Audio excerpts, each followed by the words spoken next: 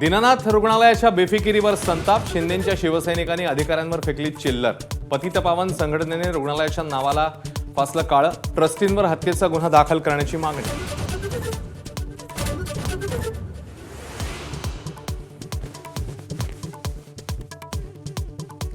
दीनानाथ मंगेशकर रुग्णालयाची 4 सदस्यीय समितीकडून चौकशी सुरू. गर्भवतीच्या मृत्यूप्रकरणी मुख्यमंत्री फडणवीसांच्या सूचना.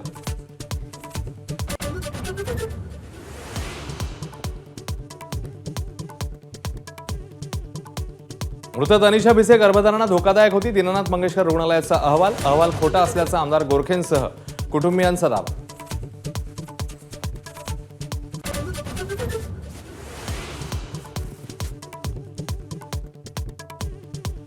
शिवाजी महाराजांचा अवमान करणाऱ्यांविरोधात कायदा होणार. गृहमंत्री शहांच्या उपस्थितीत रायगडावर मुख्यमंत्री करणार घोषणा.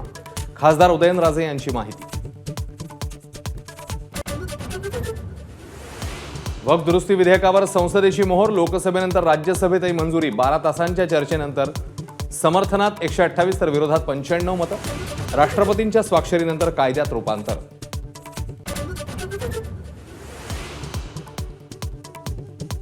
वक्फवरील चर्चेदरम्यान प्रफुल्ल पटेल, संजय राऊत यांची राज्यसभेत जुगलबंदी. नादाला लागू नका नाहीतर नागडा करेन. राऊतांची जळजळीत टीका. तर तुम्हीच नागडे आहात, लोकांना काय करणार, शिरसाटांनी डिवचलं.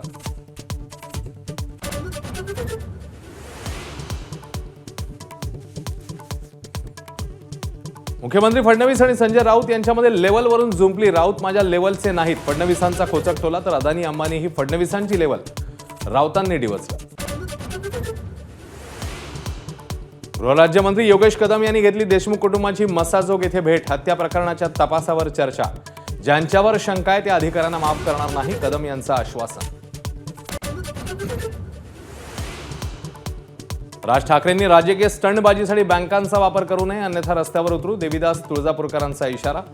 तर मराठीच्या आग्रहासाठी कायदा हातात घेतल्यास कारवाई. मुख्यमंत्र्यांची ताकीद.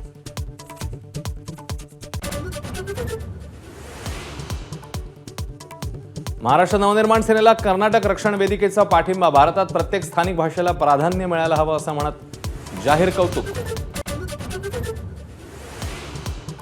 सतीश भोसले उर्फ खोक्याला वनविभागाच्या कोठडीत मारहाण झाल्याचा वकिलांचा दावा. खोक्याच्या पाठीवर मारहाणीचे व्रण.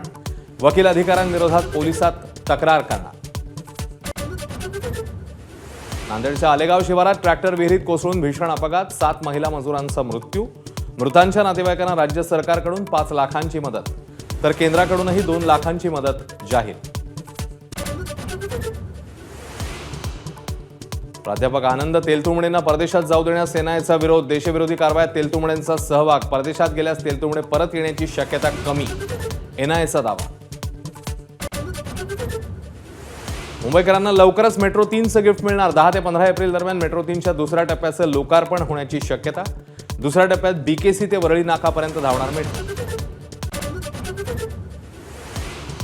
पुण्यासह रायगड, सातारा, महाबळेश्वरमध्ये अवकाळीचा तडाखा. वादळी वाऱ्यासह मुसळधार पावसामुळे अनेक ठिकाणी रस्ते पाण्याखाली. तर आंबा, हळद, कांद्याचं मोठं नुकसान.